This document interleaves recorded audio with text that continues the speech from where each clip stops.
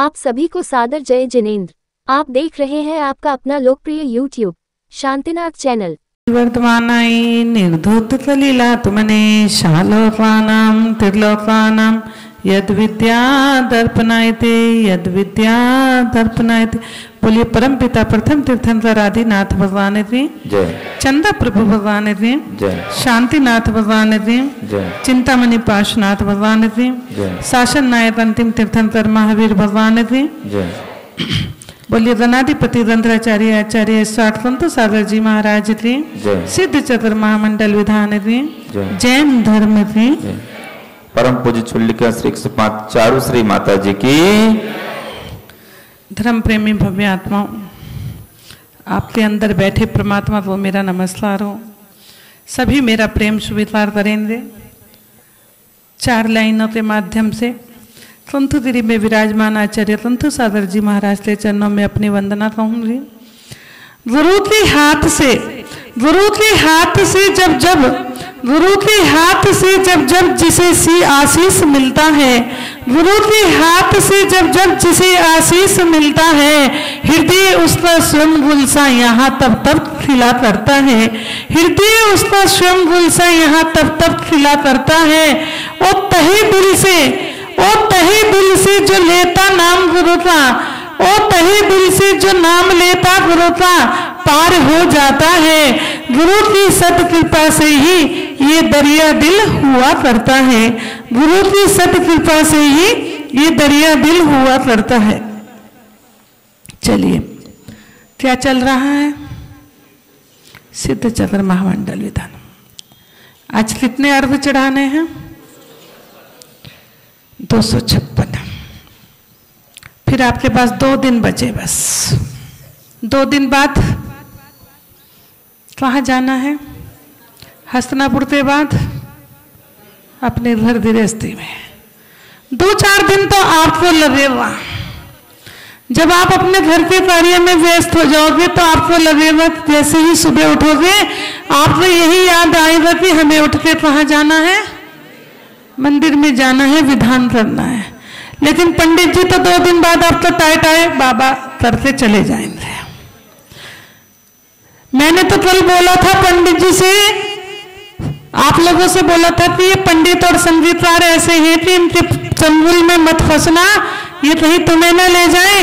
लेकिन आज तो टोनी जी ने क्या करा भी कि केजरीवाल की कुर्सी खाली हो गई। पंडित जी उल्टा तुम्हें ही लपेट लिया। देखना, करोड़ों में आपको खिलाने चल दिए। ये नवीन सादरा वाले हैं। नवीन सादरा में जब जब आओगे कुछ ना कुछ नवीन ही आपको यहाँ पर मिलेगा। कल टोनी जी बोले थे कि पहले 100 लोग बैठे थे, आज 200 बैठे हैं। अगली बार पंडित जी आएंगे तो कितने होने चाहिए? 500। पंच परमेष्टि थे। अभी राम कुमार बोल के गई थी, यहाँ पे ऐसा लग रहा है जैसे समोसरन यहीं पर उतर आया हो और ये विधान 8 दिन और बढ़ा दिया जाए। अगर आज संगीत ना होता, पंडित ना होता, तो क्या आप इतने लोग यहाँ पर होते? नहीं होते। क्योंकि जो आप विधान कर रहे हैं उसके जो आप एक शब्द बड़े ध्यान से पढ़ना और उन शब्दों को जो पंडित जी समझाते हैं आप उन्हें अपनी आत्मा में उतारने की कोशिश करना। कल मुझे पहली बार यहाँ पे पता चला कि अपने संगीतकार जी तो स्टैंड पढ़ चुके हैं, लेकिन देखना कि वो भगवान की भक्ति कर रहे हैं। आज अगर उन्हें कोई व्यक्ति देखे और आप बोलो कि इनको 4 स्टैंड पढ़ चुके, तो क्या आप विश्वास करोगे? नहीं। क्योंकि भगवान की भक्ति में इतनी शक्ति है। आप लोगों को लगता है कि वो पैसे के लिए आते हैं, लेकिन उनमें इतनी भगवान ने कोकिला कंठ उनको दिया है कि आज वो तुम लोगों को भी झुमा देते हैं। आज भी उनके अंदर इतनी शक्ति है, तो ये भगवान का ही उनके ऊपर छतर छाया है। हम लोग भी उनके लिए दुआएं करेंगे कि ऐसे लोगों की उम्र लंबी हो जाए। क्योंकि जब जब ये लोग आपके बीच में आएंगे तो कुछ न कुछ आपको देते ही जाते। जैसे कहते हैं कि साधुओं का समागम, संत का समागम मिलता है तो संत कुछ देकर ही जाते हैं, लेकर नहीं जाते। जब बच्चा बचपन से ही आप लोग अपने बच्चे को सिखा देते हो कि कंदमूल का त्याग करना, हर चीज का आप उसको त्याग करने को बता देते हो, लेकिन आज समय परिवर्तित हो गया। पहले बच्चे को बचपन में ही सिखा दिया जाता था कि इस चीज से घृणा करनी है, उसको छी शब्द बोल के दूर कर देते थे, जैसे आप देखते हैं। लेकिन आज बच्चे स्कूल में जाते हैं तो सब एक दूसरे का भोजन लेते हैं और वो क्या खा रहा है क्या नहीं पता नहीं चलता। यहाँ क्या है, संस्कारों की कमी होती जा रही है। आज बड़े बड़े लोग भी होटलों पर खा रहे हैं। कल मेरे पास एक खबर आई थी, माता जी लोग विधान में बैठते हैं और महिलाएं लिपस्टिक लगाकर आती हैं। ये महिलाओं की है थोड़ी सी इधर उधर की लगाने की, कि माता जी महिलाएं लिपस्टिक लगाकर आती हैं, विधान में बैठ रही हैं और शाम को तो पूरा मेकअप। अरे आप 8 दिन के लिए जितनी महिलाएं विधान में बैठी हैं, इतना तो नियम कर ले कि सुबह से शाम तक या 24 घंटे हम लिपस्टिक और नेल पेंट, तभी आपका ये विधान करना सार्थक होगा। आपने देखा है कि जैसे शेर होता है और शेर को खून में स्वाद आने लगता है, वैसे ही आज बच्चों को उन चीजों की ओर ललक होती है। आप लोग विधान कर रहे हैं, इतना बड़ा विधान जिससे मैना सुंदरी ने अपने पति के साथ साथ 700 मुनियों का कोड़ दूर दिया था, सिर्फ एक जल की बूंद से। आप लोग सोचते हैं कि हम ये जो जल भगवान को चढ़ा रहे हैं, अरे क्या है, कई लोग तो हंसते हैं कि छोटी सी लुटिया, अभी अपने संगीतकार गा रहे थे ना, एक बुढ़िया की लुटिया, वो भी क्या ले रही थी, लुटिया में जल ही ले रही थी, और उसी जल से उसने बाहुबली भगवान का अभिषेक कर दिया। मैना सुंदरी ने भी जल से अभिषेक किया था तो 700 मुनियों का और अपने पति का कुष्ठ रोग दूर किया था। आज भी ये प्रक्रिया चली आई है कि आप लोग सुबह आते हैं, पहले दर्शन करते हैं, फिर आप लोग अभिषेक करते हैं, पूजन करते हैं, आरती करते हैं, और जिस समय अभिषेक हो जाता है तो आप लोगों को दे दिया जाता है कि सब में ये गंधोदक बांट दिया जाए। इस गंधोदक को आप जल मत समझना कि ये जल की बूंदे हैं। आप इस गंधोदक को अगर भावों से अपने शरीर में ग्रहण करोगे तो जितने आपके रोग हैं यहीं पर उनका निवारण। इस सिद्ध चक्र महामंडल विधान यंत्र का भी अगर आप अभिषेक करते हैं तो उसका भी गंधोदक आपके लिए बहुत मान्य है। भावों से जितना भी आप करोगे उतना ही आपको लाभ मिलेगा।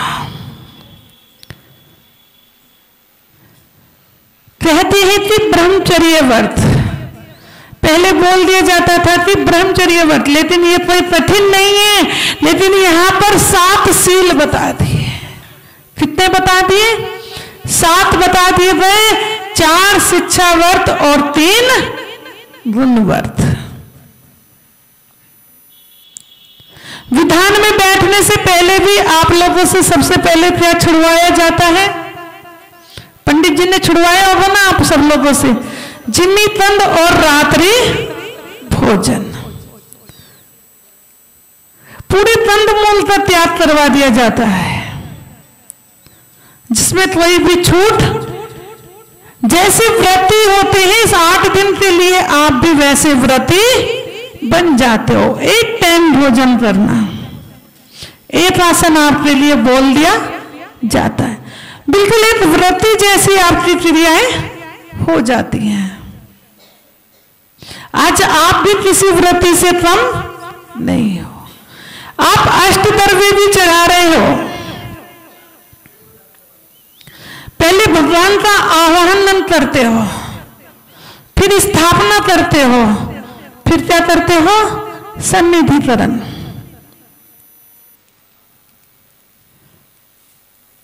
जैसे आप भोजन भी लेते बैठते हो तो अपनी थाली में क्या रखते हो?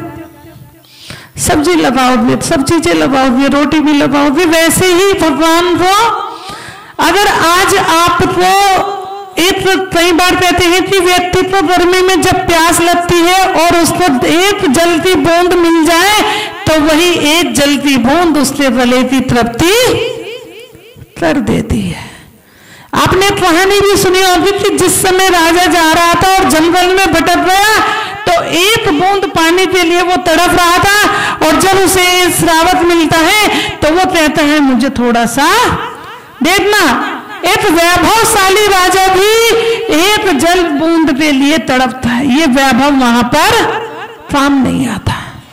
और जो धनपति होगा वो बुद्धिमान भी होगा इंद्र की तरह। आज यहाँ जितने लोग बैठे हैं सब धनपति हैं, क्योंकि जो संगीतकार है और उसको जो आप लोग वार फेर करते हो वो कंपलसरी है और करना भी चाहिए, क्योंकि आज वो आपके बीच में आकर आपको यहाँ पर समोसरण की रचना दिखा रहा है। तो आप जितना भी धन अपना निकालोगे उससे 4 गुना आपको धन की प्राप्ति होती है। ये लोग कितनी दूर दूर से आप लोगों में धर्म की प्रभावना करने आते हैं। तो वो राजा भी 2 बूंद पानी के लिए तड़प रहा था, और जिस समय उसे श्रावक मिलता है तो वो कहता है कि मुझे थोड़ा सा क्या दे दो? जल दे दो। श्रावक मना कर देता है कि मेरे पास जल नहीं है, तो राजा उसे लालच देता है कि मैं तुझे अपना सेनापति बना दूंगा, अपना मंत्री बना दूंगा, नहीं तो तू आधा राज्य ले लेना, लेकिन मुझे थोड़ा सा जल दे दो। जैसे वो बुढ़िया माता कहती है कि मुझे भी थोड़ा सा जल भगवान के ऊपर डाल देने दो। बड़े बड़े राजाओं का जल भगवान ग्रहण नहीं कर पाते और उस बुढ़िया की लुटिया का जल ग्रहण कर लेते हैं। इसलिए आप लोग भी जब भी तीर्थंकर का इस भगवान की मूर्ति का आप जब भी अभिषेक करो तो इन्हीं भावों से। पहले क्या होता था? पांडुशिला पे अभिषेक होता था, लेकिन अब तीर्थंकर बालक तो नहीं आएंगे। क्या आएंगे तीर्थंकर बालक? नहीं आएगा, तीर्थंकर बालक नहीं आएंगे, लेकिन ये प्रतिमा उसी का रूप है। मैंने आपको बताया था कि आदिनाथ भगवान ने ही सबसे पहले वर्णमाला का प्रारंभ किया था, और वो भी किसके द्वारा हुआ था? ब्राह्मणी और सुंदरी के द्वारा। और जिस समय भगवान का पंच कल्याणक भी होता है और भगवान के कानों में मंत्र फूका जाता है और उनके शरीर पर भी क्या लिखा जाता है? लिखा जाता है ना। ये पंडित जी भी जानते हैं, पंडित जी लोग करवाते हैं। पूरी वर्णमाला उनके शरीर पर लिखी जाती है। अगर आदिनाथ के समय से ये वर्णमाला ना आई होती तो क्या आज आप लोगों को ये सब पढ़ने को मिलता? नहीं मिलता। ये आप लोगों का परम सौभाग्य है कि कलयुग में पंचम काल में जैन कुल में आप लोगों का जन्म हुआ है और उसका आप सदुपयोग नहीं कर पा रहे हो। तो पूर्ण जन्मों का आपका पुण्य रहा होगा कि आज आप लोग इस समोसरण में बैठे हो। जितने लोग घर में बैठे हैं वो भव्य प्राणी नहीं है, जो आज घर में सो रहे हैं। उनका दुर्भाग्य है कि आज उन्हें यह विधान करने का सौभाग्य प्राप्त नहीं हो रहा है। आज आप लोग देखते भी हैं कि मंदिरों में शास्त्रों का स्वाध्याय अधिक बढ़ रहा है। पंचम काल में धर्म तो है,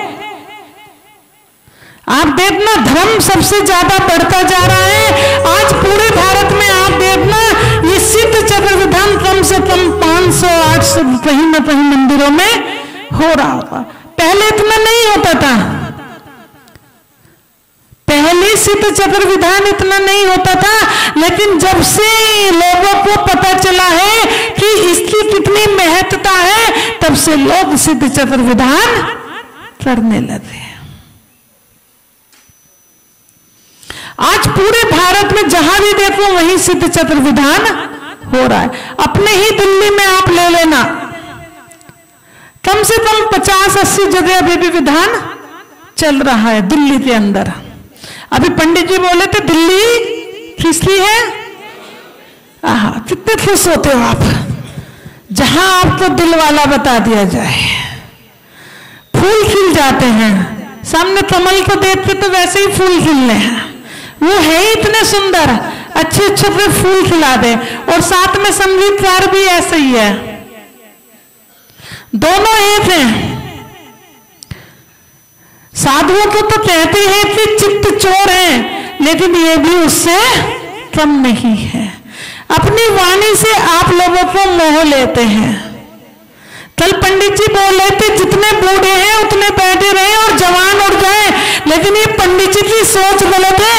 आज भी बूढ़े जवान हैं और जवान बूढ़े हो रहे हैं,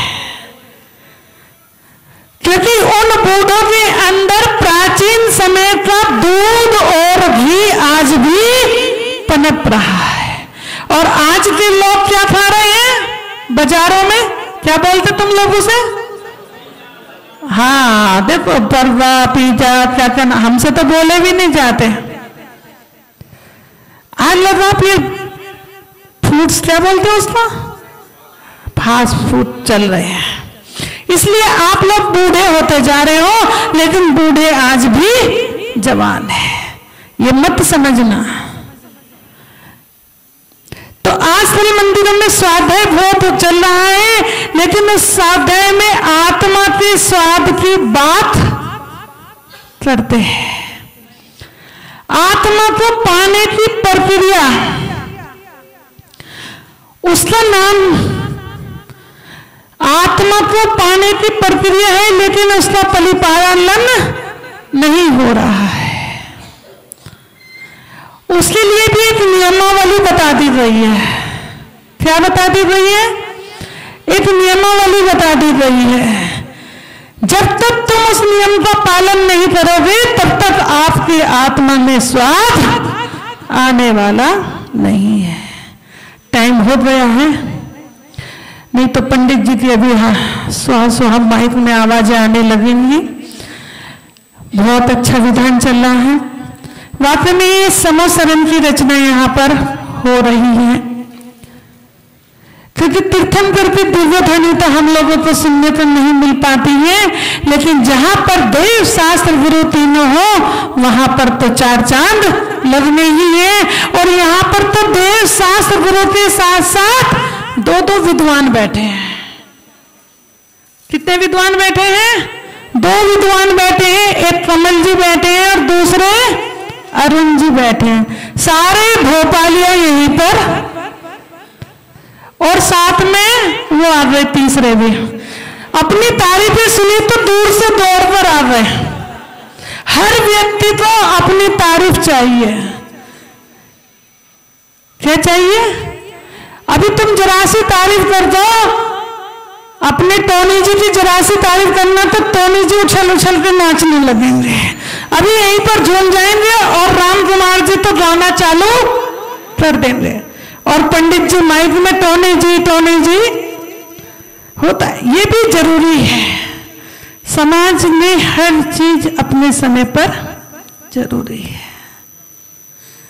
तो आप लोग इसी भक्ति के साथ सिद्ध चक्र विधान को करेंगे और यही भावना भाएंगे कि जैसे आज राम कुमार जी को इतनी बड़ी बीमारी से भी भगवान ने दूर कर दिया, और आज भी आपके बीच में आकर वो इतनी भक्ति से झूम जाते हैं कि उनको अपना शरीर भी नहीं दिखाई देता, वैसे ही आप लोग झूम झूम कर अपनी सारी बीमारियां यहीं पर छोड़कर चले जाना।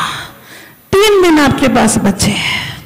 इन 3 दिनों में जितना भी आप ले सकते हो ले लेना, फिर पता नहीं कब मिले। तो इन्हीं भावों के साथ बोलिए आचार्य तंतु सागर जी महाराज की, सिद्ध चतुर महामंडल विधान की, जैन धर्म की, अहिंसा में धर्म की। चैनल को अभी सब्सक्राइब करें व इस वीडियो को लाइक कमेंट व शेयर अवश्य करें।